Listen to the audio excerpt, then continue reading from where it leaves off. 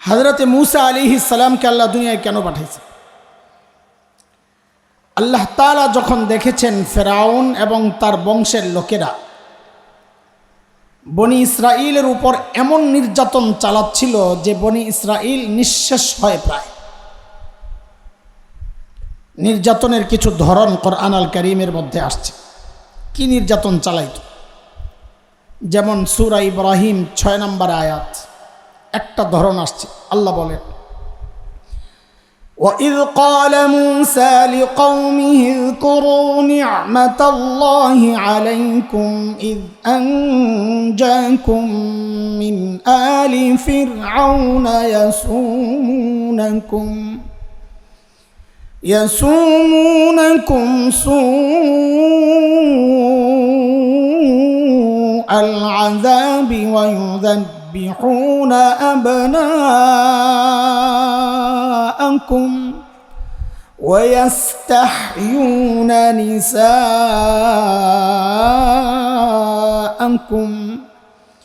وَفِي ذَلِكُمْ بَلَاءٌ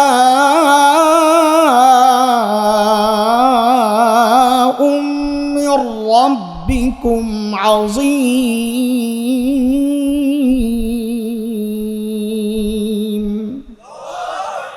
এই আয়াত আল্লাহ নির্যাতনের ধরন দেখাইছেন ফেরাউন কি করত। দেখেন, আমি অনেক আয়াত পড়ব, হাদিস পড়ব ইনশাআল্লাহ। পুরো আয়াতের তর্জমা আমি আপনাদেরকে বলবো না, সময় বেশি লাগবে। আমার ওই আয়াতের যে অংশটুকু দরকার ওই চুম্বক অংশটা আমি নিয়ে নিই। কাজে আমার আয়াত পড়ার পর ওই খণ্ডিত অংশ মনে করে এটাকে কেউ পুরো আয়াতের তর্জমা মনে করে ভুল বুঝবো না, এটা বলে নিলাম। ফেরাউন কি করত? যখন মেয়ে জন্ম নিত বনি ইসরাইলে বাঁচায় রাখত, কিন্তু যখনই ছেলে জন্ম নিত ফেরাউন তার ক্ষমতা হারানোর ভয়ে ওই ছেলেদেরকে জবেহ করে করে হত্যা করত। আচ্ছা বলেন তো, এই ছোট্ট বাচ্চা মাত্র জন্ম নেওয়া, যার শরীরের হাড্ডিগুলো এখনো গোশতের মতো নরম, এই ছোট্ট বাচ্চার পক্ষে ফেরাউনের মতো এত শক্তিশালী বাচ্চাকে ক্ষমতা থেকে নামানোর সামর্থ্য ছিল? তাইলে ফেরাউন এই ছোট্ট বাচ্চাকে এত ভয় পাইছে কেন? কারণটা কি? বলে এটা আল্লাহ তাআলার একটা দুনিয়া পরিচালনার সিস্টেম। কেউ যখন হক হয় সে যত দুর্বল হোক না কেন, কেউ যখন বাতিল হয় সে যত শক্তিশালী হোক না কেন, আল্লাহর সিস্টেম এটা। আল্লাহ ওই দুর্বল হকের ভয় ওই শক্তিশালী বাতিলের কলিজায় ঢুকায়া দেন। আর এক জ্বলন্ত প্রমাণ হচ্ছে বাংলাদেশের আলেম ওলামা। কি আছে মৌলবীদের কাছে মিসওয়াকার তাসবিহ ছাড়া, কিন্তু এত ভয় পায় সুবহানাল্লাহ। এখন আরও বেশি ভয় পায় তালেবানের কারণে। এরাও তো মোল্লা, আমেরিকা নেটো এগরে যেই পিডা লাগাইছে, এখন সারা দুনিয়ার মানুষ মোল্লা করে বড় ভয় পায়। কিও কথা ঠিক নেই? কেন? কি আছে মোল্লাদের কাছে? তো কিচ্ছু নাই। বলে মোল্লাদের কাছে নাই কিচ্ছু, কিন্তু যেহেতু মানুষগুলো হক, আল্লাহ এই দুর্বল হকের ভয় শক্তিশালী তাগুতের কলিজায় ঢুকাইয়া দিছে। এই পর্যন্ত কথা বুঝেছেন আপনারা? একটু একটু করে বুঝে বুঝে আগাবেন ইনশাআল্লাহ। একটা এমন না যায় বিষয় যে বুঝেন নেই, খামাখা কথা। আমরা যে উদ্দেশ্যে আগাইতেছি, ডান বাম থেকে কিছু কথা নিব, কিন্তু উদ্দেশ্য যেন ছুটে না যায়। শুরু থেকে শেষ পর্যন্ত একটা বিষয়ের উপরই থাকবো ইনশাআল্লাহ, যেন আপনাদের বুঝতে সহজ হয়। ঠিক আছে ইনশাআল্লাহ? চলে, আমাকে দুইটা প্রশ্নের জবাব দিবেন, তাহলে আমি কথায় ঢুকা আমার জন্য সহজ হবে। বলেন তো সর্বশ্রেষ্ঠ রাসূলকে? মুহাম্মদুর রাসূলুল্লাহ সাল্লাল্লাহু আলাইহি ওয়াসাল্লাম। আচ্ছা, একটা জবাব দিয়েছেন, ঠিক আছে। আচ্ছা বলেন তো, রোগী যদি হয় ছোট, হালকা ঠান্ডা লাগছে, সর্দি জ্বর কাশি, এই রোগের চিকিৎসার জন্য মানুষ কই যাবে? এলাকার ডাক্তার না দেশের সবচাইতে বড় ডাক্তার? সাবাস, ঠিক আছে। কিন্তু রোগী যদি ছোট হয় তাও কি, রোগী যদি বড় হয় তাও কি এলাকার ডাক্তারের কাছে যাবে না বড় ডাক্তার? কত বড় রোগী, যত বড় মানুষ ডাক্তারও তালাশ করবে তত বড়। এই যে দুইটা প্রশ্ন করলাম, দুইটাকে মিলায়া আমরা তৃতীয় একটা বিষয় বের করছি। খেয়াল করে, যেহেতু আল্লাহ তাআলা সমস্ত নবীকে দুনিয়ায় পাঠিয়েছেন দুনিয়ার মানুষের চিকিৎসার জন্যে, আত্মার চিকিৎসা, তো বুঝতে হবে আল্লাহ তাআলা সর্বশ্রেষ্ঠ রসুলকে ওই যুগেই পাঠাইছেন যেই যুগের মানুষগুলো ছিল মানব ইতিহাসের সবচাইতে জঘন্য আর খারাপ মানুষ। বলে কেমনে বুঝলেন? বলে হিসাব সোজা। কেন? বলে ডাক্তার যেহেতু সবচাইতে বড়, বোঝা গেল যেই রুগীদের চিকিৎসার জন্য পাঠানো হয়েছে ওই রুগীগুলাও ছিল সবচাইতে বড়। কথা ঠিক আছে? সেই রুগীদের যুগটাকে ইতিহাসে বলা হয় আইয়ামে জাহিলিয়া। কি বলা হয়? বলেন বলেন, কি বলা হয়? আইয়ামে জাহিলিয়া, বর্বরতার যুগ। বর্বরতার মাত্রা কত দূর ছিল যে ওদেরকে ঠিক করতে আল্লাহ সর্বশ্রেষ্ঠ রাসূল আনলেন। ইতিহাস পড়ে দেখবেন শরীরের পশম দাঁড়ায় যায়। এত খারাপ মানুষ কি করে হয়? কি করতো জানেন? একটা পয়সার জন্য মানুষ খুন করে ফেলত। মূর্তি পূজা এখন হয় কি হয় না?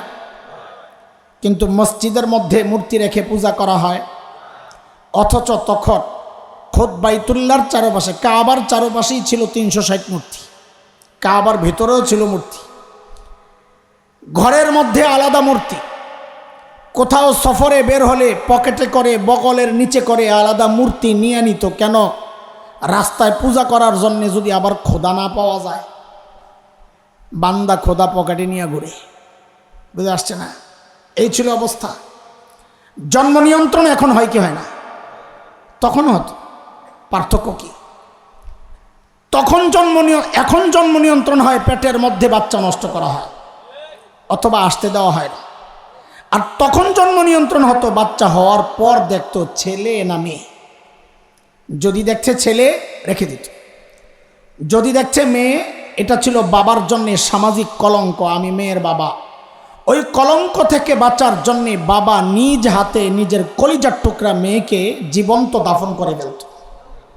কোরআনে আসছে একাধিক জায়গায়, যেমন সূরা নাহালে আসছে 58-59 নম্বর আয়াত। আল্লাহ তাআলা বলেন, وَإِذَا بُشِّرَ أَحَدُهُم بِالْأُنثَىٰ ظَلَّ وَجْهُهُ مُسْوَدًّا وَهُوَ كَظِيمٌ يَتَوَارَىٰ مِنَ الْقَوْمِ مِن سُوءِ مَا بُشِّرَ بِهِ أَيُمْسِكُهُ عَلَىٰ هُونٍ أَمْ يَدُسُّهُ فِي التُّرَابِ أَلَا سَاءَ مَا يَحْكُمُونَ।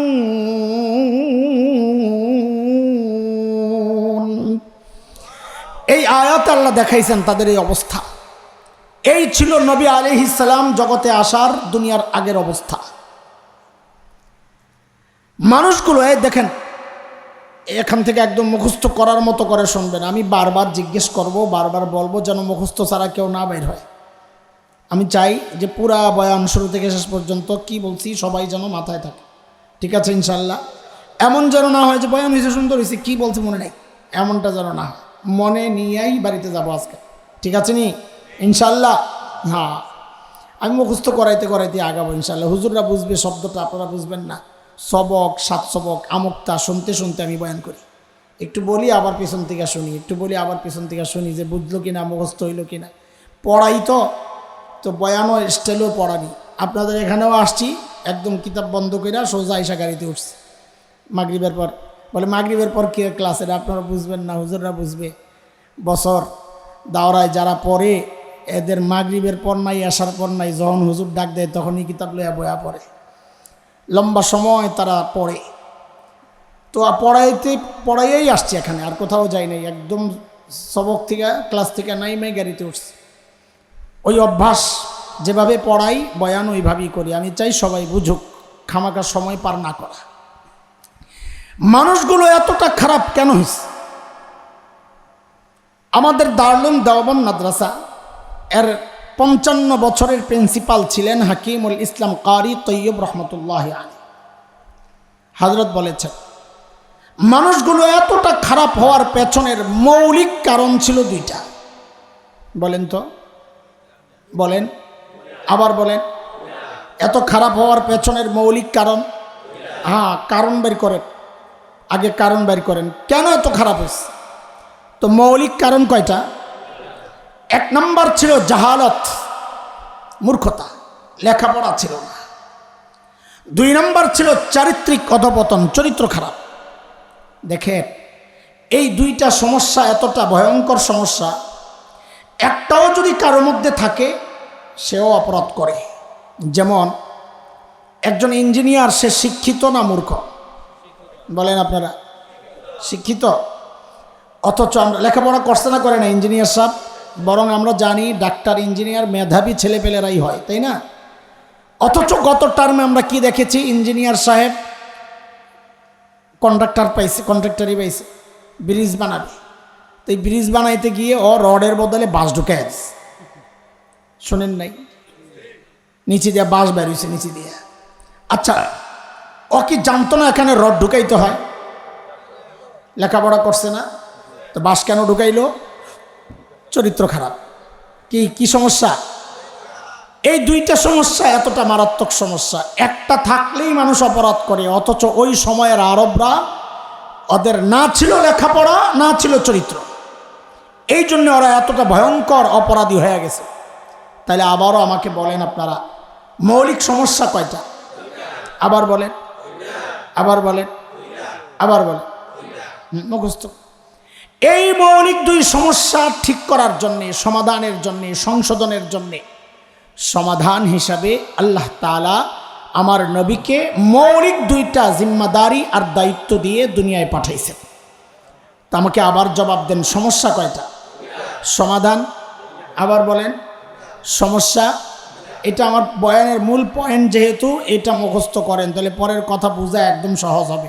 বলেন সমস্যা কয়টা? সমাধান। আল্লাহর হাবিব নবুয়ত পেয়ে ঘোষণা দিলেন, ইন্নামা বুইস্তু মুআল্লিমা বুইস্তু লিউতাম্মিমা মাকারিমাল আখলাক।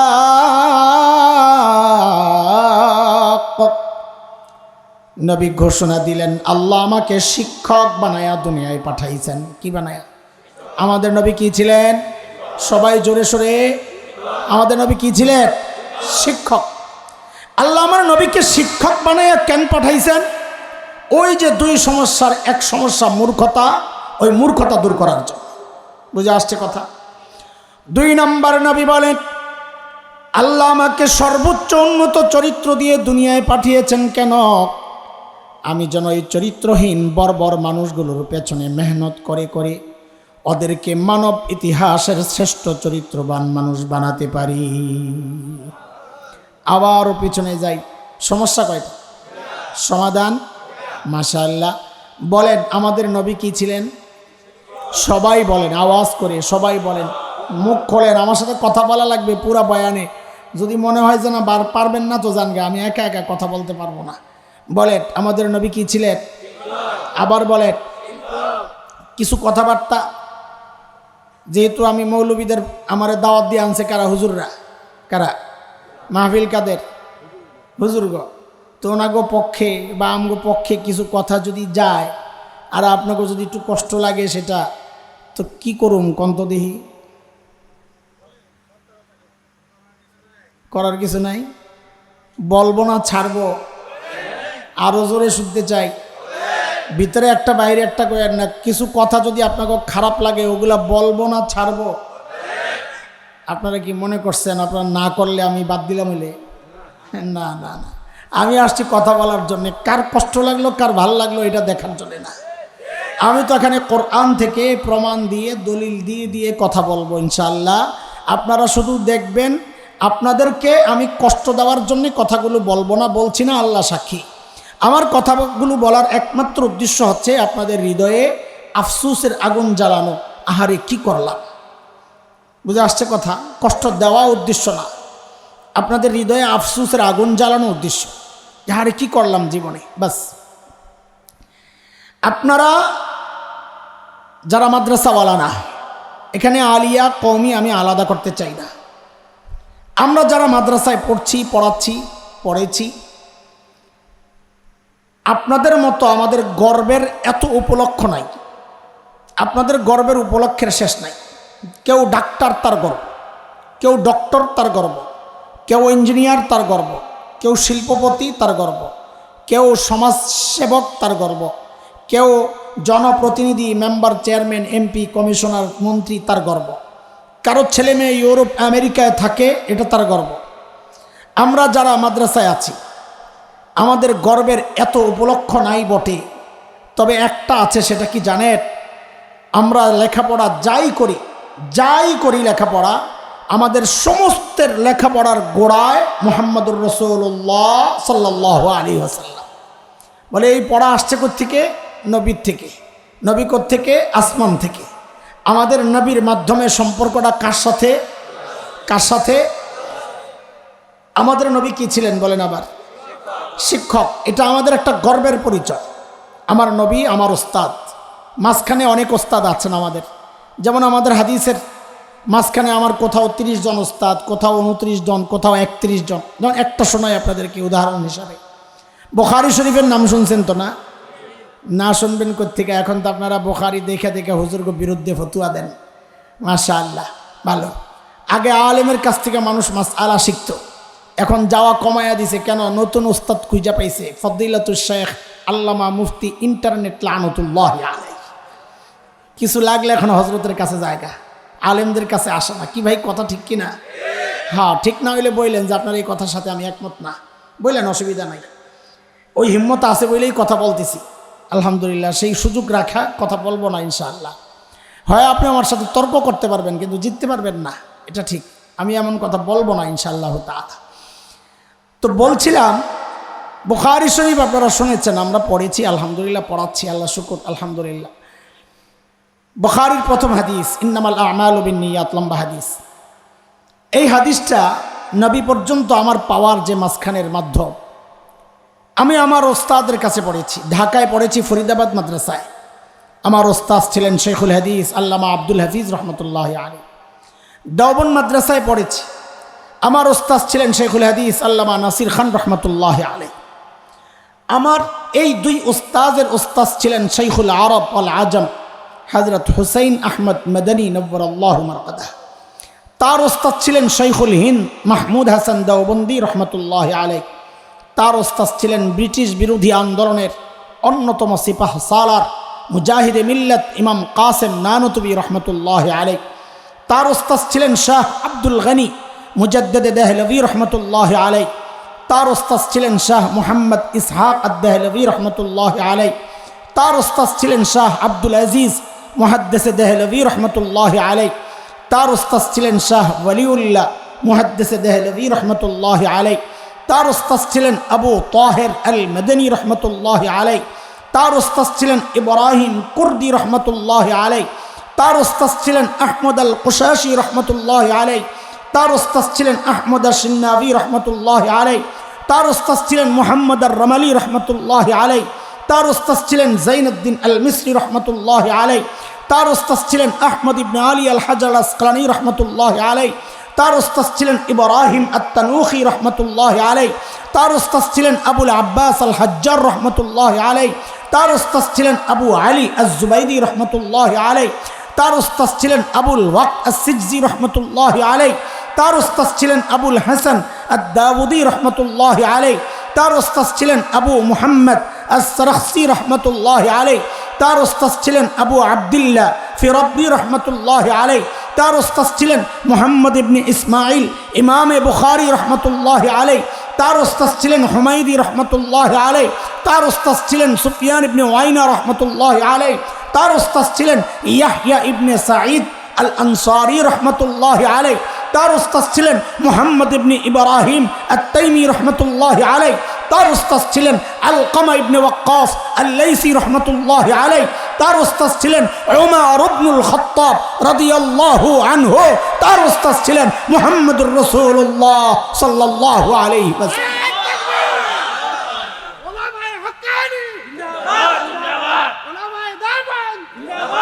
এটা আমাদের গর্ব দোস্ত। আমরা যাই পড়ি আমাদের গোড়ায় কে? মুহাম্মদুর রাসূলুল্লাহ। এটা প্রত্যেকটা আলেমের গর্ব। কিন্তু শোনেন, মন খারাপ করেন না, এই গর্বের পরিচয় দেওয়ার ঠিকাদারি মৌলবীরা আল্লাহর কাছ থেকে নিয়ে নেন নাই যে আপনারা দিতে পারবেন না। এই সুযোগ আপনাদেরও ছিল, কিন্তু পারছেন না দিতে। কেন? কারণ যুগ যুগ ধরে কুচক্রীরা আপনার আর আপনার সন্তানের সামনে এমন এক সিলেবাস রেখেছে, যেই সিলেবাসে লেখাপড়া করে এই গর্বের পরিচয় দেওয়া যায় না। আমাদের অনেকগুলো গর্বের পরিচয় আছে, বারবার আমাদের সেই গর্বের পরিচয়গুলোতে একটা একটা করে আঘাত করা হয়। যেমন আমাদের একটা গর্বের পরিচয়, আমাদের বাবাকে বলেন তো, বলেন, আবার বলেন। কথা ঠিক আছে, কিন্তু জবাব দেওয়ার ক্ষেত্রে এইভাবে বলবেন না, একটু গর্বের ভাব আসে ওইভাবে বলবেন আমাদের বাবা নবী আদম। বলেন আমাদের বাবাকে, আরো জোরে বলেন। এটা আমাদের গর্বের পরিচয়। আমরা কি জাত্তার সন্তান নাকি? আমরা একজন নবীর সন্তান। আলহামদুলিল্লাহ কর্মিয়া ঠিক না করে, আমরা একজন নবীর সন্তান। দেখেন আপনি কেন নবী লাগাচ্ছি, একটা ছেলে এমপির ছেলে, বাবার নাম আব্দুল্লাহ, ওকে যদি জিজ্ঞেস করা হয় তুমি কার ছেলে, ও কি বলবে? এমপি আব্দুল্লাহর ছেলে। কি বলবে? নাকি শুধু আব্দুল্লাহ বলবে? কেন? কারণ যদি শুধু আব্দুল্লাহ বলে তো যিনি প্রশ্ন করেছেন তিনি বলবেন দুনিয়ায় কত আব্দুল আছে, তুই কোন আব্দুলের পুত? ওইটা ওই ছেলে জানে। এই জন্য ওর গর্বের যেই শব্দ বাবার সাথে ও লাগায়া বলে আমি এমপি আব্দুল্লাহর ছেলে। একটা সামান্য এমপির ছেলে ও যদি ওর বাবার নাম পরিচয় বলার সময় নিজের বাবার যে পদ সেইটা সহ যুক্ত করে বলতে পারে, তা আমি আপনি একজন নবীর সন্তান হইয়া কেন ওই শব্দ লাগাই না যে আমি নবী আদমের সন্তান? বলেন এবার ঠিক করে আমরা কার সন্তান? ঠিক করেন, লেখাপড়া ঠিক করেন। বলে হুজুর আগে তো এগুলা কর নাই, আপনারা এখন নতুন করে শুরু করছেন, এগুলা কি বুঝি না। ভাই আগে তো আপনারা আমার ইট মারেন নাই, এখন ইট মারছেন, এটারে পাটকেল হিসাবে গ্রহণ করবে। বলে বুঝলাম না কিছু। হ্যাঁ বুঝবেন কোত্থেকে? দেখেন মানুষ গণনার আগেরকার সিস্টেমটার নাম ছিল আদমশুমারি। কি ছিল? হঠাৎ একদিন দেখি আদম কাটা গেছে, নতুন নাম জনশুমারি। না কি কথা বলেন আপনারা? জানেন কোনোদিন কাউকে জিজ্ঞেস করছেন ভাই আদম কেন কাটলেন? জিজ্ঞেস করছেন? করেন। কেন করেন নাই? কারণ এটা আপনাদের মাথা ব্যথা না। মাথা থাকলে না ব্যথা করবে, মাথা যাদের আছে ওদের ঠিকই ব্যথা করে। আদম কেন কাটছে জানেন? কথিত বিজ্ঞানীরা ওদের মাথায় ঢুকাইয়া দিছে আমরা কি আসলে আদমের সন্তান নাকি অন্য কারো, এটা নিয়ে গন্ডগোল আছে, থাক ওটা বাদ দিয়ে। চিড়িয়াখানায় এক বানর ছিল, চিড়িয়াখানায় অনেক দিন থাকার পর ওই বানর খেয়াল করলো তার পেছন দিয়ে রেজ নাই, কাটা গেছে। সে আরো কয়দিন পর লক্ষ্য করলো তার আস্তে আস্তে মানুষের মতো সোজা হইয়া যাইতেছে। আরো কয়দিন পর লক্ষ্য করলো তার শরীর থেকে পশমগুলা পইরা মানুষের মতো ফ্রেশ হয়ে যাচ্ছে। আরো কয়দিন পর লক্ষ্য করলো শুধু মোড়া মোড়া মুষ্টি ছাড়া যা আছে সব পরিষ্কার। সে দেখে যে আমারও তো পুরাই মানুষের মতো লাগে, তো সে চিড়িয়াখানার গেটের সামনে দাঁড়ায়া দিছে এক জোরে হুঙ্কার। কি বইলা? I am Zafar Iqbal. কি বলছে? পোলাপাইন টের পাইছে আমি কোন দিক দিয়ে যাইতেছি, বুড়ারা নাও বুঝতে পারে। কি কইছে চিল্লাইয়া? আরে কথা বলে। আপনাকে ওই পলাতক নেত্রী এই খবর শুই নাই, ওই বেড়ারে আইনা আপনাকে সন্তানের সিলেবাস প্রণয়নের দায়িত্ব দিয়ে দিছিল। জানা আছে তো নাকি? ওই বেড়া সিলেবাস প্রণয়নের দায়িত্ব পাইয়া যেহেতু হ্যাঁ নিজে বান্দরের পুত, হ্যাঁ চাইছে আমাকে সবাইরে বান্দরের পুত বানাইতে। এখন তো ঠিক কর, তখন কথা কন নাই, ডরাইছেন। কিন্তু সেদিন আপনারা ভয় পেলে কি হবে? এই আল্লাহর এই অকুতুব সৈনিকেরা, ওলামায়ে হযরত, ওলামায়ে দ্বীপ, তাদের প্রতিবাদের মুখে সেদিন ওই কুচক্রীরা এই সিদ্ধান্ত থেকে পিছু হটতে বাধ্য হয়েছিল। কিন্তু আমাদের আফসোসের জায়গা অন্য জায়গায়। সেটা হচ্ছে প্রতিবাদ আলেমরা কেন করবে? আলেমরা কেন প্রতিবাদ করবে? এই প্রতিবাদ তো করার কথা আপনাদের। কেন? কারণ এই ঘোড়ার ডিমের সিলেবাস আলেমের সন্তান পড়বে না। আপনি আবার বলেন না ঘোড়ার ডিমের সিলেবাস কইলেন, আপনি এত তাচ্ছিলেন না। না, ঘোড়ার ডিমের সিলেবাস না, হাট্টি মাটিমের সিলেবাস আর কি। ওইটা যেমন এক অবাস্তব কথা যে মাঠে পারে ডিম, ওদের খাড়া দুটো শিং। দুনিয়ায় এমন প্রাণী শুধু বাংলাদেশের বইয়ে পাওয়া যায় যার শিংও আছে, ডিমও পারে। তা আমি ঘোড়ার ডিম কইলে কি সমস্যা? একই তো কথা। ওই ঘোড়ার ডিমের সিলেবাস আলেমের সন্তান পড়ে না। আলেমের সন্তান তো পড়বে ক্বালা ক্বালা রাসূলুল্লাহ। কাজী প্রতিবাদ করার কথা আপনারা প্রতিবাদ করেন নাই। আচ্ছা রাখেন, সাম্প্রতিককালে শুরু হয়েছে আরেক শয়তানি। আমাদের ওই যে অনেকগুলো গর্বের ধাপ আছে, আমাদের অনেক গর্বের, আমাদের শিক্ষক নবী, ওখান থেকে আমাদেরকে বঞ্চিত করা হয়েছে। আমাদের বাবা একজন নবী, ওখান থেকে বঞ্চিতের চেষ্টা হয়েছে। আমাদের দিন ইসলাম, এখান থেকে আমাদেরকে সরানোর চেষ্টা হচ্ছে। কেমনে? বাংলাদেশের প্রাথমিক স্কুলগুলো বর্তমান সংখ্যা হচ্ছে ৬৫,৫০০+। আচ্ছা আপনারা বলেন, এই পোলাপাইন কথা বইল, এই যে প্রাথমিক বিদ্যালয়ে ইংরেজি বই আছে নাকি? শিক্ষক তো নাই, আছে নাকি? ও, বাংলা বই আছে, শিক্ষক তো নাই, ওটাও আছে। আচ্ছা, অঙ্ক আছে নাকি? ওটার তো শিক্ষক নাই, ওটারও আছে। হায় হায়, কই কি? বিজ্ঞান বই আছে, এটার তো শিক্ষক নাই। ধর্মী আপনারা জানেন আসলে আছে। হায় আল্লাহ, তাই একটাই অসহায় বিষয় আছে, সেটা হচ্ছে ইসলাম ধর্ম শিক্ষা, যার বই আছে কিন্তু শিক্ষক নাই। জানেন না? জানেন তো যাই না ঘুমান, ভালো করে ঘুমান। তো পড়ায় কে? শিক্ষক নাই। ওই ঘুরতে ঘুরতে একজনের দায়িত্বে পড়তে পড়তে মাঝে মাঝে এমনও খবর আসে হিন্দুর কাছে যায় পড়ছে, ইসলাম ধর্ম শিক্ষার বই শিক্ষা দেওয়ার দায়িত্ব। হাসেন, আপনাদের লজ্জা হওয়ার কথা। আমার দিন থেকে আমাকে সরানোর জন্য ওদের চক্রান্তগুলো দেখেন। যেখানে অনেক দিন থেকে আমাদের দাবি ছিল প্রত্যেকটা প্রাথমিক স্কুলে একজন, ওইটার দিকে কোনো তোয়াক্কা তারা করলো না করে বর্তমান এই যে এনজিও বেষ্টিত যে গভর্নমেন্ট, এরা কি করলো? এরা করলো হচ্ছে একটা প্রজ্ঞাপন জারি করলো, সেটা হচ্ছে এই ৬৫,৫০০+ প্রত্যেকটা প্রাথমিক বিদ্যালয়ে একজন করে গানের শিক্ষক নিয়োগ দেওয়া হবে, এবং প্রতি ১০০ জনে একজন করে ট্রান্সজেন্ডার শিক্ষক, যে মস্তিষ্ক বিকৃত, একে নিয়োগ দেওয়া হবে। চরিত্রহীন সমকামীকে নিয়োগ দেওয়া হবে শিক্ষক হিসাবে। আপনি আপনার সন্তানকে বাধ্য হইয়া তাদের কাছে পড়াবেন। অথচ এদেশের অধিকাংশ মানুষ গান শিখতে চায় না, তারা দিন শিখতে চায়। ওদেরকে দিন না শেখাইয়া গান শিখাইতে চাচ্ছে কেন? আমার আরেকটা গর্বের পরিচয় আমার দিন ইসলাম, ওখান থেকে আমাকে দূরে সরানোর জন্য। এক একটা গর্বের পরিচয় থেকে ওরা আমাদেরকে বিচ্ছিন্নের চেষ্টা করে যাচ্ছে। আমি আরেকটা গর্বের পরিচয়ের কথা বলে আমাদের মূল পয়েন্টের দিকে আমি চলে যাব, কিন্তু এটা একটু সময় লাগবে, বলা দরকার, আপনাদের জানা দরকার। বলেন তো আমাদের নবী কাদের নবী? সাবাস, বলেন। মুহাম্মদুর রাসূলুল্লাহ সাল্লাল্লাহু আলাইহি ওয়াসাল্লাম কাদের নবী? আরো জোরে বলেন। সবার বলতে সারা বিশ্ব মানি সব ধর্মের, হিন্দু গো নবী। কথা এই যে ঘুরে গেছে, এতক্ষণ কয় সব, এখন কয় না ইসলাম ধর্মের। আল্লাহ কার? কোরআন কার? কয় আল্লাহর। আরে কাদের জন্য পাঠাইছেন? সবার জন্য, হুদান লিন্নাস, সবার জন্য। নবীও বলেন। আপনারা এটা একটু গভীর থেকে না বুঝাইলে বুঝবেন না। মনোযোগ আসেনি, আমি এই মনোযোগ না থাকলে কথায় ঢুকতে মন চায় না, মাইকেরও সমস্যা। হ্যাঁ বলবো, একটু চিপার কথা বলবো, ভিতর থেকে নিচের থেকে টাইম না বাইর করবো কথা, মনে চায় না আসলে।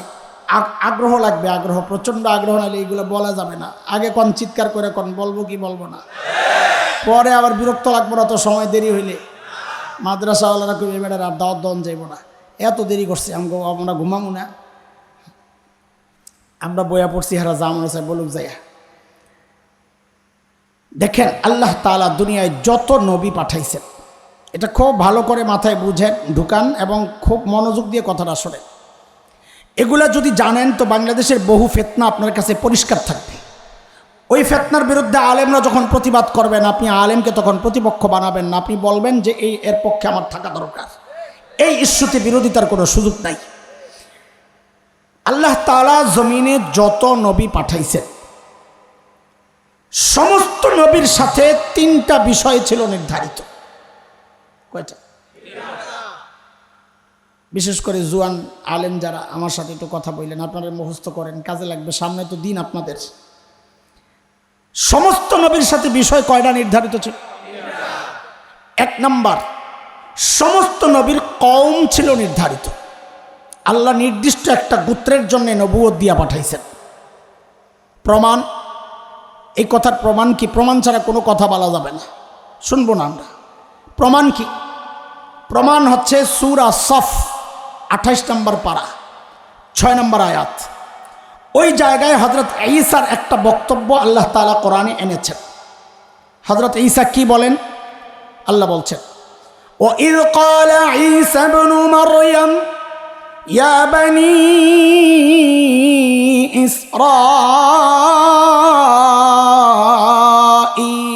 إسرائيل إني رسول الله إليكم مصدقا لما بين يدي من التوراة ومبشرا برسول يأتي من بعد اسمه أحمد।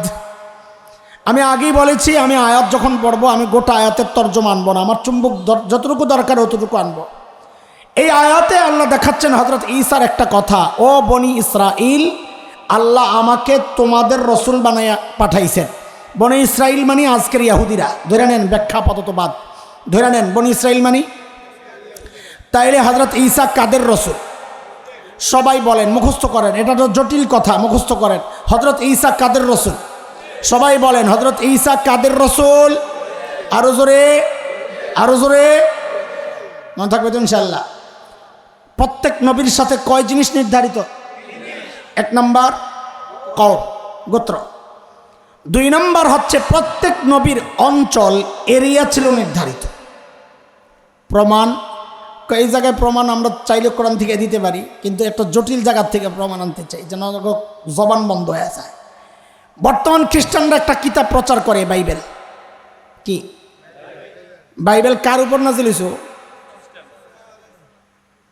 আরে কোন নবীর উপর নাজিল হইছে? বাইবেল নাজিল করছেন কে? লা হাওলা ওয়ালা কুওয়াতা ইল্লা বিল্লাহিল আলিয়্যিল আযীম। বাইবেল কোন নবীর উপর নাজিল হইছে জানেন না? সাবাস। হযরত ঈসার উপর নাজিল হওয়া কিতাবের নাম বাইবেল না, ওইটার নাম ইনজিল। ওটার নাম কি? মাদ্রাসার ছাত্র বা তরুণ আলেমরা কিছু শব্দ মনে রাখবেন মুখস্থ, তো সারা জিন্দিগি আর এগুলো ভুল হবে না।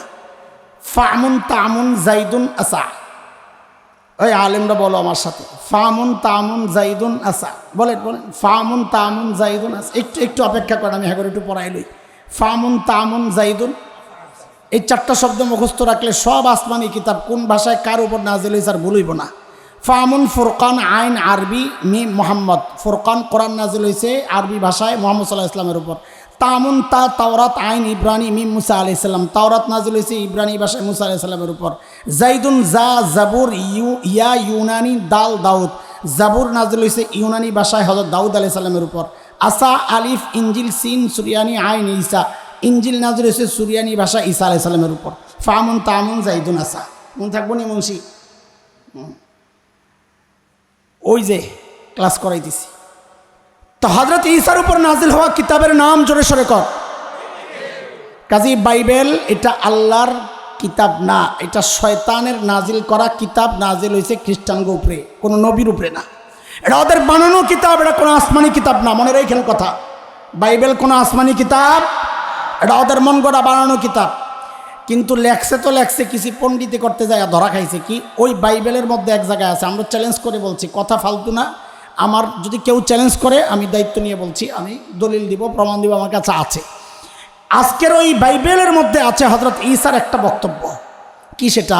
হযরত ঈসা বলেছেন আল্লাহ আমাকে ফিলিস্তিনের একটা নির্দিষ্ট অঞ্চলের নবুয়ত দিয়া পাঠাইছে। তার মানে ফিলিস্তিনের নির্দিষ্ট অঞ্চল মানে আজকের ইসরায়েল, আজকের। কাজী হযরত ঈসার নবুয়তের এরিয়া কোনটা বলেন? কওম কারা? ইহুদিরা। এলাকা কোনটা? ইসরায়েল।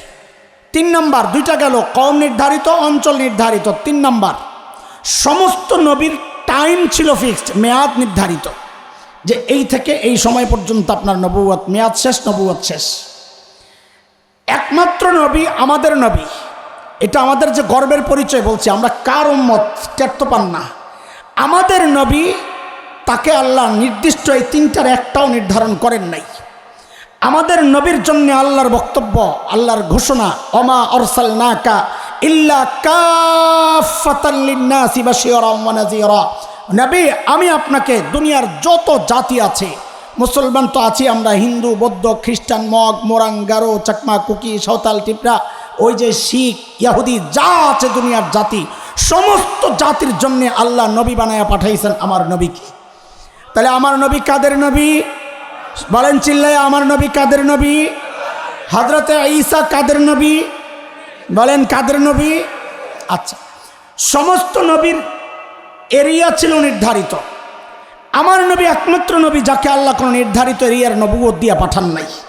আল্লাহ বলেছেন ওমা আরসালনাকা ইল্লা রাহমাতান লিল আলামিন, তোমাকে নবী আমি আপনাকে রহমাতুন লিল আলামিন, গোটা আলম একদম মহাবিশ্ব সহ যা আছে সব জায়গার জন্য আমি আপনাকে রসুল বানাইয়া পাঠাইছি। তাহলে আমার নবীর এরিয়া কোনটা? কোনো নির্দিষ্ট এরিয়া নাই। 3 নম্বর, সমস্ত নবীর মেয়াদ ছিল নির্ধারিত।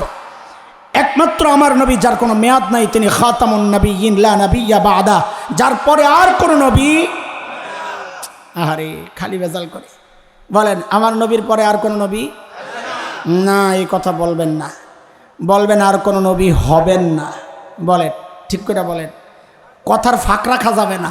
আমরা যদি বলি আর কোনো নবী আসবেন না, তো ওরা আপনারে আস্তে করে খোঁচাইব, এই আপনারা যে কোন আর কোনো নবী আসবেন না, আপনি কোন হুজুররা কয় হযরত ঈসা আলাইহিস সালাম আবার আসবেন, তা আপনি পড়ে যাবেন এটা ভেজালে। আরে কথা তো ঠিক, হুজুররা তো কয় এটা, এই জন্য বলবেন আর কোনো নবী আসবেন। হযরত ঈসা আসবেন না, আসবেন, কিন্তু নতুন নবী হবেন না, নবুয়ত শেষ। হযরত ঈসা আইসা আমার নবীর নবুয়তের উপর আমল করবেন, ইসলামের বিধানের উপর চলবেন, তিনি নবী ঠিক থাকবেন, কিন্তু নবুয়ত স্থগিত হয়েছে। তো সমস্ত নবীর সাথে 3টা বিষয় নির্ধারিত, আমার নবীর সাথে 3টার একটাও। এটা আমাদের একটা গর্বের বিষয়, কিন্তু এই গর্বের বিষয়টা বুঝা না বুঝার কারণে বাংলাদেশে এক ভয়ঙ্কর ফিতনা বর্তমানে চলছে, আমরা কোনো কথা বলি না। সেটা কি? বাংলাদেশের নির্দিষ্ট কিছু অঞ্চল আছে, বিশেষ করে পার্বত্য অঞ্চল, উত্তরবঙ্গ, সারা বাংলাদেশে ছড়াইয়া গেছে। খ্রিস্টান মিশনারিরা মুসলমানকে ভুলভাল বুঝাইয়া টাকা পয়সা দিয়া হাজার হাজার আর শত শত নয় সংখ্যা, এখন আর লক্ষ লক্ষ নয়, বর্তমান সময়ের হিসাব হচ্ছে আমাদের প্রায় 2 কোটি মানুষকে ওরা খ্রিস্টান বানায় ফেলছে। এখন আমরা যদি বলি বাংলাদেশে ওরা কেন ওদের ধর্মের প্রচার করে, বাংলাদেশে কিছু সুশীল আছে, সুশীল আসলে মুনাফিক শয়তান। এই সুশীলরা আস্তে করে কচ্ছপের মাথার মতো মাথাটা বাইর করে আস্তে করে চাবায়া চাবায়া টেলিভিশন টকশোতে বসে বসে বলবে এটা তো ইসলাম শান্তির ধর্ম, উদার ধর্ম, মুহাম্মদ সাল্লাল্লাহু আলাইহি সাল্লাম তিনি সবাইকে নিয়ে চলেছেন, যার যার ধর্মের সে প্রচার করবে, এটা আমাদের সমস্যা কোথায়? আমরাও তো সারা দুনিয়া ইসলামের প্রচার করি। কত বড় সুশীল, তাই না? আসলে পশ্চিমাদের দালাল এগুলা। আপনি ঠিক বলেন, কিন্তু বলেন যে যখন এই সমস্ত ব্যাপার সামনে আসে আপনারা কথা বলেন। আমাদের দুঃখের জায়গাটা আমি দেখাইতেছি, কেন খ্রিস্টানরা বাংলাদেশে ওদের ধর্মের প্রচার করতে পারবে না, এটা একটু বুঝেন। সংসদীয় আসন গাজীপুর, এটা কত? 1 2 বছর আগে এই অঞ্চলের এমপি কে ছিলেন? মুক্তিযোদ্ধা বিষয়ক মন্ত্রী আকম মোজাম্মেল হক। ঠিক আছে, এই খেয়াল করেন, ভুল বুঝেন না আমাদেরকে। প্রত্যেক দায়িত্বশীল ব্যক্তি তার কাজ চালানোর জন্য চারপাশে কিছু লোক রাখে, দরকার লাগে, আমগো লাগে, আমরা মাদ্রাসা চালাই, আমাদেরও লাগে। তো মোজাম্মেল হক সাহেবের চারপাশে কিছু লোক ছিল, বাকি বেশ কম হইল। আমাদের চারপাশে যারা থাকে ওদেরকে মানুষ বলে সহকারী। আর ওদের চারপাশে যারা থাকে মানুষ রাগে ক্ষোভে জিদ্দে কয় সামসা। ঠিক নি কথা? হ্যাঁ ঠিক। মুজাম্মেল হক সাহেবের ওই খাস কিছু লোক দেখে যে আপনাদের কোনাবাড়ির একদম মূল জায়গায় বিশাল এক সাইনবোর্ড, সাইনবোর্ডের মধ্যে লেখা এমপি সাহেবের কার্যালয়। এই ভালো করে বলেন কি লেখা, জোরে করেন কি লেখা, কি লেখা? এমপি সাহেবের। পোলাপান কয় কিরে এমপি সাহেবের কার্যালয় খুললো কারা, আমরা জানি না, চল তো যাই একটু জিজ্ঞাসি। গ্যাস যা জিজ্ঞেস করে আয় তোরা কারা রে? আমরা এমপি সাহেবের লোক। কয় এই অফিস কার? কয় এমপি সাহেবের। ওই বেটা কোন এমপিটা? কয় সাদেক হোসেন খোকা। কি বলে? আরে বুঝেন ভালো করে কি বলে, বলেন কি বলে? সাদেক হোসেন খোকা। যেই না এই কথা বলছে সাদেক হোসেন খোকা দইরা গইনা গইনা 30টা পিঠা দিস। কটা? হয় সংখ্যাও আমি খামাখা বলি নাই, পরে বাইর করবো কেন 30টা বললাম। কটা পিঠা দিস? হায় আল্লাহ, সাদেক হোসেন খোকারে চিনেননি, আগেরে চিনাইলই।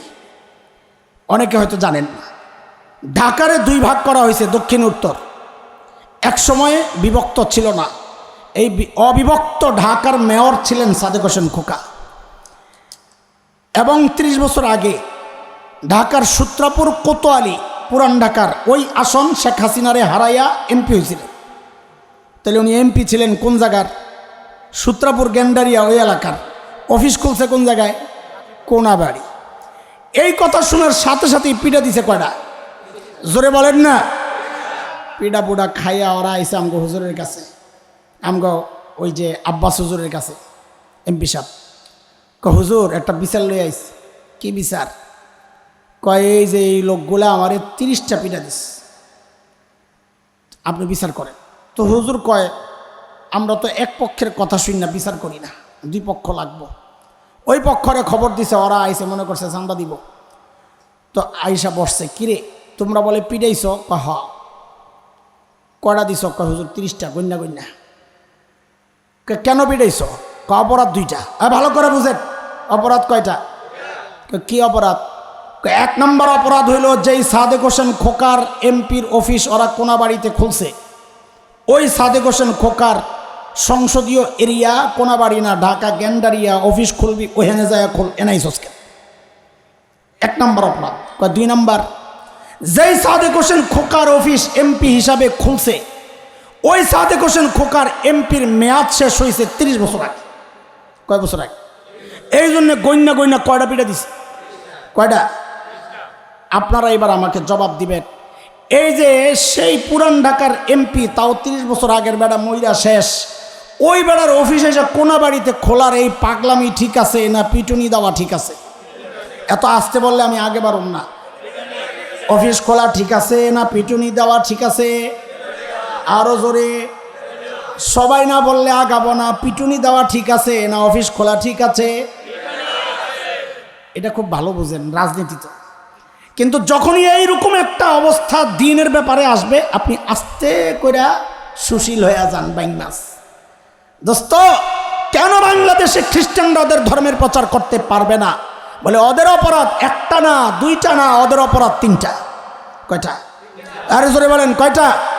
বলে কি 3 অপরাধ? বলে 1 নম্বর অপরাধ হচ্ছে যেই নবী ঈসার ধর্মের প্রচার ওরা বাংলাদেশে করছে, ওই নবী ঈসার নবুয়তের এরিয়া বাংলাদেশ না, তোমাদের বাইবেলে আছে ওইটা হচ্ছে ইসরায়েল। কাজী হযরত ঈসার ধর্মের প্রচার যদি করতে হয়, অফিস যদি খুলতে হয়, ইসরায়েলে যায়া খোলো, বাংলাদেশে আসো কি জন্য? 2 নম্বর অপরাধ, যেই নবী ঈসার ধর্মের প্রচার ওরা বাংলাদেশে মুসলমানদের কাছে করছে, ওই নবী ঈসা নিচে বলেছেন সূরা সফ আয়াত নম্বর 6, 28 নম্বর পারা, ইয়া বনি ইসরাইল ইন্নী রাসূলুল্লাহি ইলাইকুম, ও বনি ইসরাইল আমি তোমাদের রসুল। হযরত ঈসা নিজে বলেছেন তিনি ইহুদিদের রসুল। কাজী হযরত ঈসার ধর্মের প্রচার যদি করতে হয়, যায়া ইসরায়েলে যায়া ইহুদিদের কাছে করো, বাংলাদেশের মুসলমানদের কাছে কেন করছো? বলে 3 নম্বর অপরাধ। বলে এটা তো আরো মারাত্মক। যেই নবী ঈসার ধর্মের প্রচার ওরা বাংলাদেশে করছে, ওই নবী ঈসার নবুয়তের মেয়াদ শেষ হয়ে গেছে, 1400 বছর আগে। এই জন্য ওদেরকে ধৈরা, প্রত্যেকটারে ধৈরা 1400 করে পিঠা দেওয়া দরকার। কথা কন ঠিক? কয়টা কয়টা কয়টা? আমরা 1400 পিঠা দিতে চাই না, আমরা সতর্ক করতে চাই, আপনাদেরকে জাগাতে চাই। সমস্যাটা কোথায়? সমস্যার মূল হচ্ছে এটা, আমাদের গর্বের পরিচয় আমার নবী হচ্ছেন রহমাতুল লিল আলামিন। আমাদের গর্বের পরিচয়, আমার নবীকে আল্লাহ উন্মুক্ত করেছেন, গোটা দুনিয়ার নেতা বানাইছেন। তিনি নির্দিষ্ট এরিয়ার কোনো নেতৃত্ব না, সারা দুনিয়ার নেতৃত্বে তিনি। সেই নবীরে সরাইয়া তার অঞ্চলে আইসা তুমি তোমার নবুয়তের দাবি করবা, এটা হইতে পারে না। তাদের উদ্দেশ্য শুধু এই পর্যন্ত না দোস্ত, তাদের ইতিহাস পড়েন, দুনিয়ার ইতিহাস পড়েন তো দেখেন যায় পূর্ব তিমুরের অবস্থা। ইন্দোনেশিয়ার একটা দ্বীপরাজ্য রাজ্য, সেইটার মধ্যে যায় এই নিজেদের ধর্ম প্রচার করে করে একসময় কি হলো, মুসলমান খ্রিস্টান লড়াইয়ের সুযোগ নিয়ে জাতিসংঘ আইসা ওই পূর্ব তিমুরে খ্রিস্টান রাষ্ট্র হিসাবে ঘোষণা দিয়া দিল পশ্চিম সুদানে, দক্ষিণ সুদানে, তেল সমৃদ্ধ সুদানের যেই অংশটা, সেই দক্ষিণ সুদান খ্রিস্টানরা ওইরকম তাদের মিশনারিদের মাধ্যমে প্রচার করতে করতে একসময় খ্রিস্টান মুসলমান দাঙ্গা বাঁধায়া জাতিসংঘ যায়া দক্ষিণ সুদানকে খ্রিস্টান রাষ্ট্র হিসাবে ঘোষণা দেওয়া দিল। এই পায়তারাই চলছে বাংলাদেশে। বাংলাদেশের মানুষের চিন্তা চেতনা, কৃষ্টি, কালচার শুধু ধ্বংসই তারা করছে না, এই যা দেখছেন আপনারা বর্তমান গভর্নমেন্টের নানান সিদ্ধান্তগুলো, এগুলো একটা মিশন আছে। এই নির্দিষ্ট টাইম পর্যন্ত এদেশের মানুষের আকীদা বিশ্বাস ধ্বংস করতে হবে। কারণ গাজী সালাহুদ্দিন আইয়ুবী বলেছিলেন, কোনো জাতিকে যদি যুদ্ধ ছাড়া পরাজিত করতে হয়, ওই জাতির আখলাক, চরিত্র, চিন্তা, চেতনা, কৃষ্টি, কালচার ধ্বংস করে দাও, তাদেরকে পরাজিত করার জন্য যুদ্ধের প্রয়োজন হবে না। এই চিন্তায় তারা বাংলাদেশে তাদের এই কার্যক্রম শুধু চালাচ্ছে না, বাংলাদেশের পার্বত্য অঞ্চল, বাংলাদেশের উত্তরবঙ্গ, এই সমস্ত অঞ্চলগুলোকে আলাদা করে টুকরা করে এদেশের স্বাধীনতা, সার্বভৌমত্ব, রক্তে কেনা এই স্বাধীনতাকে শেষ করার জন্যে তারা চক্রান্ত চালাচ্ছে। আমরা যখন প্রতিবাদ করব, তখন আমাদের শত্রুরা তো বলেই আমরা জঙ্গি, আমরা উগ্রবাদী, আমরা মৌলবাদী। আমাদের আফসোসের জায়গা হচ্ছে মুসলমান তার নবী না চেনার কারণে মুসলমানও তাদের পক্ষে সায় দেয়। আমরা মনে করি এরা হয় মুসলমান না মুনাফিক, অথবা তাদের নবীকে চেনে না। তারা চিনুক আর না চিনুক, ইমানদাররা তো চেনে। সেই ইমানদারদেরকে আমরা জাগাতে চাই। দোস্ত জাগো, আওয়াজ উঠাও, বাংলাদেশের উলামাদের সাথে এই জায়গায় বিরোধিতায় না জড়ায়া ওলামাদের হাতে হাত রেখে কাঁধে কাঁধ মিলিয়ে মুষ্টিবদ্ধ হাত উঠিয়ে একসাথে উচ্চারণ করতে হবে, বাংলাদেশে কোনো নাস্তিকতার চর্চা করতে দেওয়া তো হবেই না। বাংলাদেশের এই রক্তে কেনা স্বাধীনতা রক্ষার জন্য যদি আবারও যুদ্ধের প্রয়োজন হয়, আমরা যুদ্ধ করব ইনশাআল্লাহ, যুদ্ধ করব ইনশাআল্লাহ।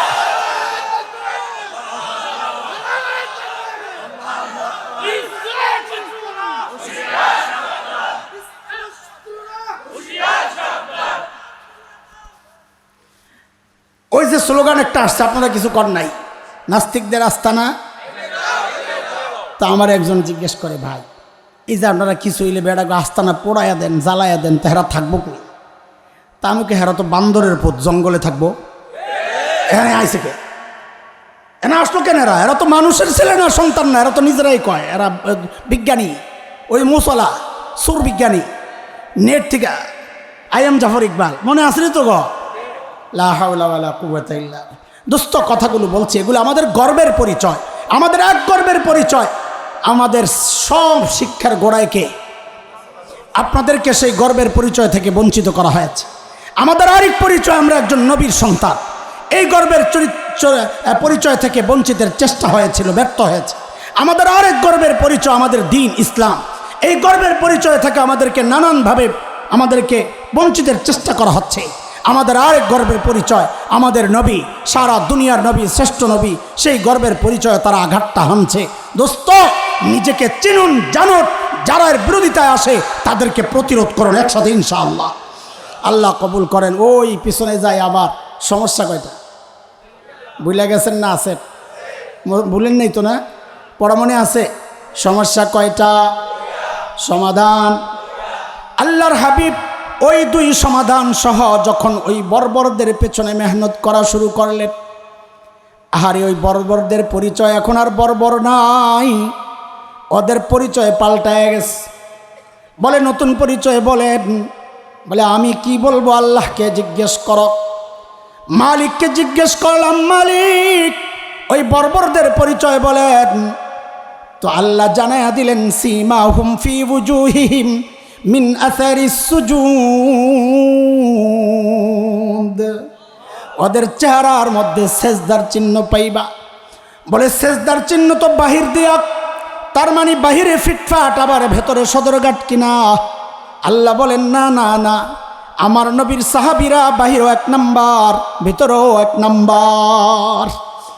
বলে ভেতরে 1 নাম্বার আমরা বুঝবো কেমনে? তো আল্লাহ যেন বলেন, এরে বান্দা তোর বুঝার দরকার কি? আমি ওদের ভেতরের পরীক্ষা নিয়েছি, আমি দেখেছি আমার নবী পড়াইছেন। এই একটু বলেন তো, যিনি পড়ান ফাইনাল পরীক্ষা তিনি নেন না আরেকজন? জোরে বলেন না তাড়াতাড়ি। যিনি পড়ান ফাইনাল পরীক্ষা তিনি নেন না আরেকজন? আরেকজন নেই। তো আল্লাহ বলতেছেন পড়াইছেন আমার নবী। পড়াইছেন কে? সাহাবীদেরকে পড়াইছেন কে? আল্লাহ বলেন পড়াইছেন আমার নবী, পরীক্ষা নিয়েছি আমি। পরীক্ষা নিছেন? পরীক্ষা নিছেন? কিসের পরীক্ষা? সাহাবীদের ভেতরের পরীক্ষা। আল্লাহ বলেন ওই পরীক্ষায় ওরা পাস, ওই পরীক্ষায় ওরা। সূরা হুজুরাত 26 নম্বর পারা 3 নম্বর আয়াত পড়ে দেখেন।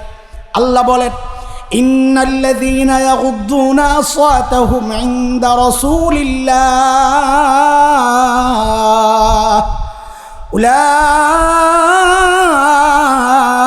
উলাইকাল্লাযীনা ইমতাহানাল্লাহু কুলুবাহুম লিত্তাকওয়া লাহুম মাগফিরাতুন ওয়া আজরুন আযীম।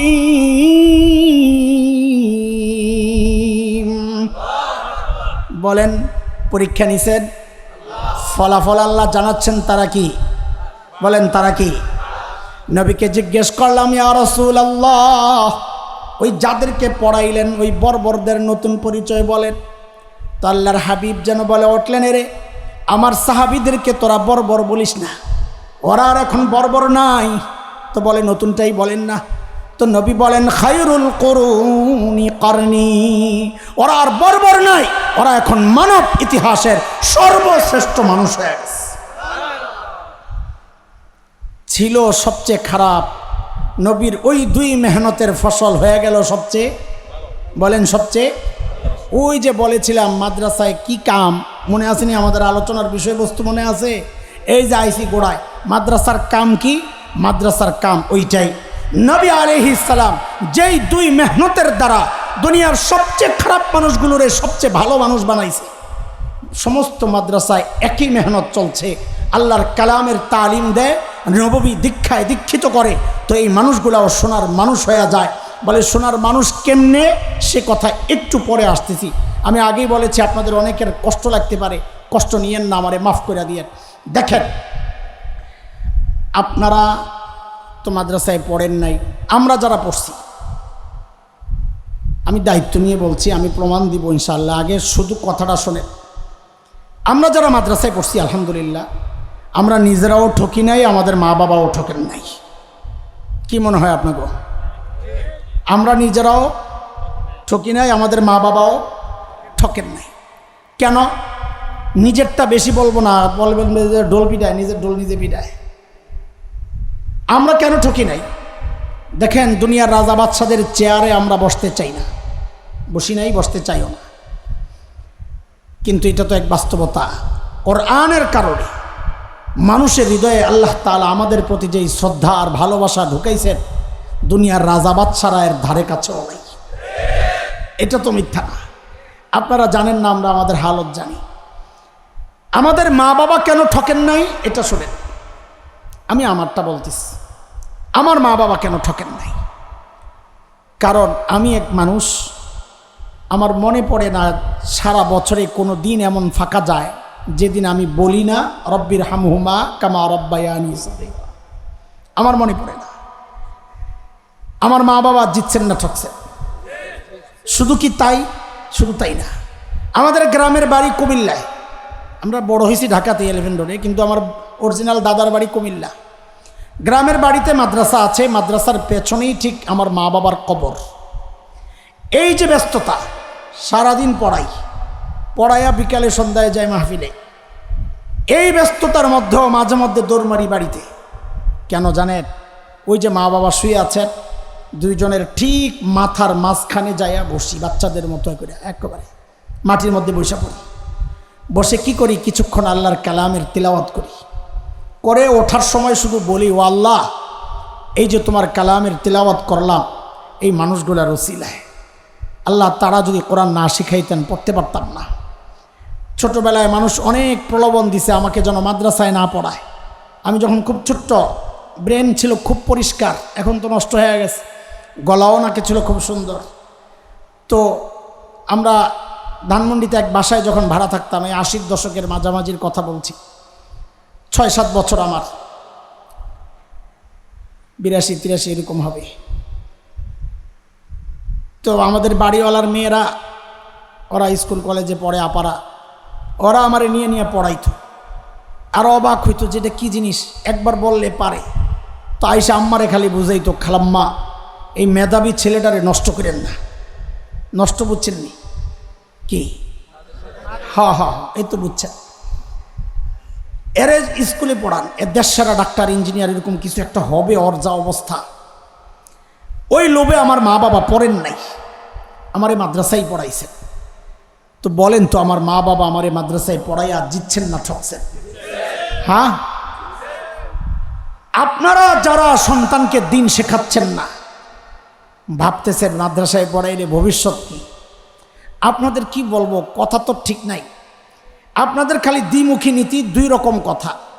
এই আপনারা আরেক হুজুরের দিকে তাকায়া বলেন, হুজুর গো কাম কি, খালি খায় আর খায়, খায় আর খায়, খায় খালি খায়। এই আপনি আবার যখন আপনার সন্তানকে মাদ্রাসায় দিতে বলি, ভাই বাচ্চাটারে মাদ্রাসায় দেন, তো এই আপনি আবার বলেন মাদ্রাসায় পড়ে খাইব কি? দেন অবস্থা, কথা বুঝেন নাই আপনারা। টের পাইছেন কোন জায়গায় ভুল করতেছেন? ভুল সারা জীবনই করতেছেন। আমরা একটু ধরাইয়া দিই যেন সতর্ক হন, লজ্জা দেওয়ার জন্য না। অন্যের ব্যাপারে খালি কি কয়, হুজুরা খালি খায় আর খায়। তো ভাই আপনার বাচ্চাটা মাংসে দেন, মাংসে করে খাইব কি? তো একটু আগে কি করলেন আপনি? তার মানে কথা ঠিক নাই, সিদ্ধান্ত নিতে পারছেন না। আপনারা যারা সন্তানকে দিন শেখাচ্ছেন না, নিজেও ঠকেছেন, সন্তানকেও ঠকাচ্ছেন। কেন? কারণ হচ্ছে, সন্তানকে কেন ঠকাচ্ছেন জানেন? আমরা আমাদের কথা কিচ্ছুই বলবো না, সমাজ বাস্তবতা আপনাদের চোখে আঙ্গুল দিয়ে একটু দেখাইয়া দিই, কেন ঠকেছেন, কেন সন্তানকে ঠকাচ্ছেন। কয়েক বছর আগে, 7-8 বছর হইতে পারে, মানব জমিন পত্রিকার এক রিপোর্ট, সেটা হচ্ছে উচ্চশিক্ষার হার যত বাড়ছে, উচ্চশিক্ষা মানে মাদ্রাসা শিক্ষা না, জেনারেল উচ্চশিক্ষার, এই জায়গায়ও ভুল। আমি বলি, আমি যদি ভুল ধরাইয়া দিই আপনাদের দেখবেন খালি ভুল আর ভুল। আচ্ছা, উঁচু মানে যারা উঁচুতে না, নাকি না নিচে? আমারে বলেন, জবাব দেন। উচ্চ মানে কি উপরে থাকে না নিচে থাকে?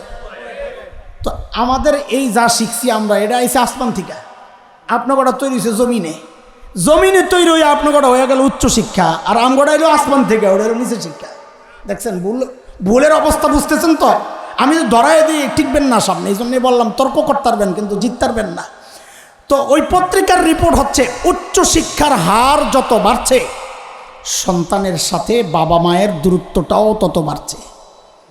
এটা কোরআন হাদিসের কথা না বাস্তব? আর জোরে বলেন না।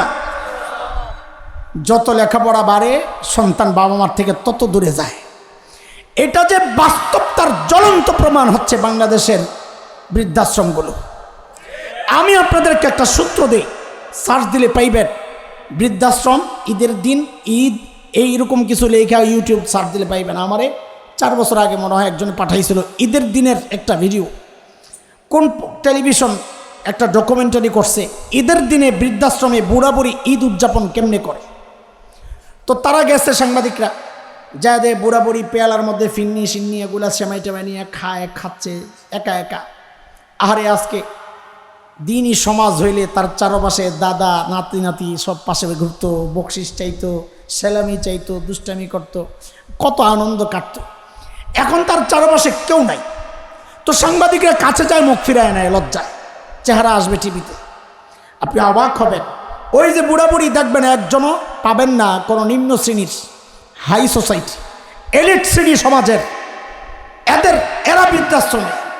তো সাংবাদিক যখন যায় জিজ্ঞেস করে, আমি খেয়াল করেছি চোখ দিয়ে ঝরঝর করে পানি পড়তেছে, ঈদের দিন বলতেও পারে না। ওদের চোখের পানি দেখে বুড়া বুড়ি ঈদের দিন কান্না করতেছে। আমি তো মানুষ রে ভাই, পাথর তো না। ওদের কান্না দেখে চোখ দিয়া ঝরঝর করে আমারও পানি পড়েছে। কিন্তু একটা জিনিস চিন্তা করে গর্বে আমার বুকটা ফুলে গেছে, সেটা কি জানেন? ওই বুড়ি যখন পরিচয় দিচ্ছে তার ছেলে সন্তান বাচ্চারা কে কোথায় কি করে, এই পরিচয় দেওয়ার সময় আমি খুব ভালো করে শুরু থেকে শেষ পর্যন্ত লক্ষ্য করেছি, একজন বুড়িও তার পরিচয় দেওয়ার সময় বলেন নাই আমি হাফেজের মা। একজন বুড়াও তার পরিচয় দেওয়ার সময় বলেন নাই আমি আলেমের বাবা। একজনও বলেন নাই। কেন? কারণ হাফেজ আর আলেম এই কথা তার বাবা মা বলতে পারেন না। দুই চারটা বিচ্ছিন্ন ঘটনা ঘটতে পারে, বিচ্ছিন্ন বিষয় কখনো প্রমাণ হয় না, এটা আপনাদের জানা। কিন্তু কেন? কারণ তাকে শুধু কোরআন শেখানো হয় নাই, তাকে শেখানো হয়েছে তোমার মায়ের পায়ের তলে তোমার জান্নাত, এই জান্নাত বৃদ্ধাশ্রমে ফালায় আসতে পারে না।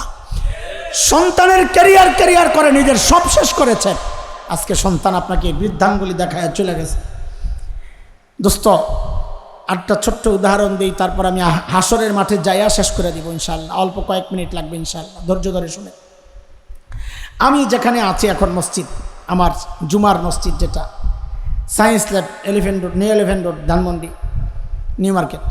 একসময় ধানমন্ডি পুরোটাই ছিল। ওখানে আমরা অনেক দিন বলতে আমার বাবা ছিলেন ওই মসজিদেই 44 বছরের খতিব, 44 আর আমি আছি প্রায় 24 বছর। আমাদের বাপ বেটার একই জায়গায় খেদমত 68 বছরের। এখন আলহামদুলিল্লাহ আমাদের তৃতীয় জেনারেশনের খেদমত শুরু হয়ে গেছে। আমার ছেলেও এখন 3 বছর ধরে তারাবি পড়ায়, তো চলছে, মুসল্লিরা ছাড়ে না, মায়া তৈরি হয়েছে এই জন্যে। তো ওই পুরান সময়ের একজন এলাকার প্রভাবশালী ব্যক্তি মারা গেছে। ছেলে থাকে আমেরিকা, ডক্টর, এক ইউনিভার্সিটির প্রফেসর। ভাই ভালো করে শোনেন, বুঝেন। বাবার মৃত্যুর পর হসপিটালের আনুষ্ঠানিকতা সেরে যখন লাশ আসছে, ছেলেও আসছে জানাজার জন্য, হসপিটালে লাশ ছিল। তো জানাজা এলাকার মানুষ আমাকে অনুরোধ করছে, জানাজাটা আমার মুরব্বীরা বলে, বাবা তোমার বাবার সাথে এই লোক চলতেন, তুমি পড়াইলে পরিবারের সবাই খুশি হবে। ঠিক আছে, অসুবিধা নেই। ভাই মুসলমান, খেয়াল করেন। আমি জানাজা পড়াইতে শুরু করব, জানাজা হাজির, মানে লাশ হাজির। ওই ভাই ছেলে হঠাৎ দেখলাম যে বাচ্চাদের মতো হাউমাউ করে কান্না শুরু করছে। আমি তো অবাক হয়ে গেছি, কারণ আমার একটা চিন্তা বা আমি দেখেছি এই লেভেলের মানুষ যারা দূরে খালি ঘুরছে, এদের কেন যেন চোখের পানি একটু কমে যায়, এটা আমার দেখা। তো তার কান্না দেখে আমি খুব অবাক হয়েছি। তো যেহেতু শৈশব আমাদের একসাথে হয়েছে, কৈশোরও একসাথে, তো কাছে ডাকতেছি সান্ত্বনা দেওয়ার জন্যে। বললাম, ভাই বাবা চলে গেছেন, আমারও তো বাবা নাই, মাও নাই, আপনি তো খালি বাবা গেছে, একদিন আপনিও থাকবেন না, আমিও চলে যাব, সবর করে। ভদ্রলোক আমাকে বলেন কি জানেন, ভাই বাবার মৃত্যুর কারণে তো আমি কান্না করতেছি না। আমি তো আরো অবাক হয়ে গেছি। বলে কি? কান্না দেখে একবার অবাক হয়েছি, আবার অবাক হয়েছে যেই বললো বাবার মৃত্যুর কারণে কান্না করছে। তো কেন কান্না করছে? তো ভদ্রলোক আমাকে বলেন কি জানেন, আমি আমার বাবার লাশের সাথে কথা বলতেছি, বাবা তো কোনো জবাব দিচ্ছেন না। কি কথা বলতেছে? আমি বাবাকে জিজ্ঞেস করতেছি, ও বাবা, আমাকে উচ্চ শিক্ষায় শিক্ষিত করার জন্যে তুমি তোমার জীবন যৌবন সব শেষ করলা, সুখ আনন্দ সব বিসর্জন দিলা, হয়তো তুমি সফল হয়েছ, আমি ডক্টর হয়েছি, পিএইচডি করেছি, হয়তো তুমি সফল হয়েছ, কিন্তু বাবা আমাকে জবাব দাও, এত কিছু পড়াইলা জীবনে আমারে, এখন আমি তোমার জানাজা পড়ব, লাশ সামনে, ও বাবা জবাব দাও, জানাজায় কি পড়ব এটা কেন শিখাইল না? জবাব দাও। গর্ব করেন না? গর্ব করেন? আরে গর্ব তো করবে হাফেজের বাবা, গর্ব তো করবে আলেমের বাবা। যে বাবা মায়ের সন্তান বাবা মায়ের জানাজা পড়ানোর যোগ্যতা রাখে না, ওই বাবা মার আর যাই হোক গর্ব করা সাজে না, গর্ব করা সাজে না। আপনাদের আফসোস করা দরকার, হাই কি করলাম এটা জীবন, দুনিয়াও হারাইলাম, আখিরাতও হারাইলাম, শেষ। হাসরের মাঠের অবস্থা শোনায়া শেষ করতেছি। যাদের ক্যারিয়ার করে নিজের ক্যারিয়ার শেষ করেছে, ওই সন্তান কিন্তু আপনাকে ছাড়বে না। হাসরে আল্লাহর আদালতে দাঁড়ায়া আপনাদের বিরুদ্ধে আল্লাহর কাছে নালিশ করবে। সূরা আহজাবের শেষ দিকে আসছে। সন্তান, অধীনস্থ, কর্মীরা নেতার বিরুদ্ধে, অধীনস্থরা অপরস্থ এর বিরুদ্ধে, সন্তান বাবা মায়ের বিরুদ্ধে আল্লাহর আদালতে নালিশ করবে, কি বলে? কোরআন বলতেছে, কি বলবে? রব্বানা ইন্না আতানা সাদাতানা ওয়া কুবারানা ফাআদাল্লুনা আস-সাবিলা রব্বানা আতিহিম দি'ফাইনি মিনাল আযাব ওয়ালআনহুম লা'নান কাবীরা। আল্লাহ, আমার বাবা মা, আমার মুরব্বী, আল্লাহ দুনিয়ায় তাদের কথা শুনেছি, তারা আমাকে বিপথে পাঠাইছে, বিপদগামী করেছে, পথভ্রষ্ট করেছে। ও আল্লাহ, আমি আপনার কাছে বিচার দিচ্ছি, আমি বিচার চাচ্ছি, আমি তাদের জন্য ডাবল শাস্তি চাই। কি শাস্তি? যদি বলেন ডাবল কেন? তাফসির পরে বুঝেন, আগে এইভাবে বুঝেন। আমাকে খাওয়ানোর দায়িত্ব ছিল, খাওয়ায় নাই, এক অপরাধ। উল্টা বিষ খাওয়াইছে, আরেক অপরাধ। এবার তাফসির বুঝেন। আমাকে দিন শেখানোর দায়িত্ব ছিল, শেখায় নাই, এক অপরাধ। উল্টা বদ্দিনই শিখায়া আমাকে নাস্তিকতার দিকে ঠেলে দিয়েছে, আরেক অপরাধ। ও আল্লাহ, এই কারণে আমি ডাবল শাস্তি চাই। এর পরের কথাটা আরো কষ্ট, আরো ভয়ঙ্কর। আমার খুব লাগেই আল্লাহর কাছে বান্দার সন্তান বলতেছে, আল্লাহ আপনি তো রহমান রহিম, বান্দার চেঁচামেচি কান্নাকাটি দেখলে যদি আপনার আবার মায়া লেগে যায়, আপনি তো ছেড়ে দিবেন। আল্লাহ, দুনিয়ায় যারা আমার উপর দয়া মায়া করে নাই, আজকে তাদের জন্য আপনার কাছ থেকে কোনো মায়া আমি চাই না। তো কি চাও? তো সন্তানকে দিয়ে আল্লাহ বলাচ্ছেন, কি চাও? তো সন্তান বলতেছে, ওয়াল আনহুম লা'নান কাবীরা, এদেরকে আপনার রহমত থেকে দূরে, বহু দূরে সরায় দেন। আহারে আহারে, যেই সন্তান বলার কথা রব্বির হামহুমা কামা রব্বায়ানি সগীরা, ওই সন্তান আল্লাহর আদালতে নালিশ দিয়া বলতেছে ওয়াল আনহুম লা'নান কাবীরা, রহমতের দোয়া করার কথা, সেখানে উল্টা করতেছে, লানত দিতেছে। তারপরেও মনে মনে ভাবতেছেন, আপনারাই জিতে গেছেন, আমরা মৌলবীরাই ঠকে গেছি। ভাবতে থাকেন, ভাবতে থাকেন। আমি দায়িত্ব নিয়ে হলফ করে বলছি, আমরা দুনিয়া তো ঠকি নাই, ঠকবো না আখিরাত ইনশাআল্লাহ। যারা সন্তানকে দিন শেখাচ্ছেন না, দুনিয়াতেও ঠকেছেন, ঠকবেন আখিরাতেও। আল্লাহ বাঁচায় দেখ। আমিন বলেন, আমিন বলেন, আমিন বলেন। আমার কথা শেষ। এই জন্য যদি ঠকতে না চাই, সময় আছে। সন্তানকে আপনি ইঞ্জিনিয়ার বানান, আমি মানা করছি না। আপনি ডাক্তার বানান, আমি মানা করছি না। কিন্তু তাকে দিনের বেসিক জ্ঞানটা একটু দিয়ে দিয়ে, যেন ইঞ্জিনিয়ার হয়ে আসে, বাঁশের জায়গায়, রডের জায়গায় বাঁশ না ঢুকায়। যেন ডাক্তার হইয়া টেস্টের নামে রোগীরে জবে না করে। কথা বলেন না কেন? দিন নাই, দিন নাই। সন্তান বাবাকে আদালতে উঠাইছে, মাকে আদালতে উঠাইছে, উঠায় নাই মেয়েটা কদিন আগে, দেখেন নাই? মেয়ে সাভারে সমকামী মেয়ে পার্টনারকে নিয়ে বাসায় আসে, বাবা রাজি না, এই জন্য দুইজন মিল্লা বাবারে হত্যা করছে, দেখেন নাই? কেন? এগুলা শিক্ষার সমস্যা না, দিন নাই, দিন নাই। কি নাই? আপনি ডাক্তার বানান, আমার কি? আরে ভাই, আপনি ডাক্তার না বানাইলে আমার চিকিৎসা কে করবে? আপনি আপনার সন্তানকে ইঞ্জিনিয়ার না বানাইলে আমার মাদ্রাসার বিল্ডিং মসজিদ কে বানাবে? মানা করছি না, আমি তাচ্ছিল্য করছি না। আপনাদের কাছে আমাদের হৃদয়ের আকুতি হচ্ছে, যা ইচ্ছা বানান, কিন্তু একটু খেয়াল রেখেন, নিজের দুনিয়াও বরবাদ করেন না, নিজের আখিরাতও বরবাদ করেন না। আল্লাহ আমাদেরকে তৌফিক দান করেন। এই যে বলছিলাম মাদ্রাসা কি জিনিস, এই যে মাদ্রাসা এই জিনিস। মাদ্রাসা যেখানে বাবা মা তার নিজের সন্তানকেও জিতায়া দেয়, নিজেও জিতে যায়। এই জিতার জায়গা ঠিকানা হচ্ছে মাদ্রাসা। দুনিয়াও জিতে, আখিরাতেও জিতবে ইনশাআল্লাহ। আল্লাহ যে মাদ্রাসার উদ্যোগে সুন্দর আয়োজন, আল্লাহ এই মাদ্রাসাকে কবুল করে।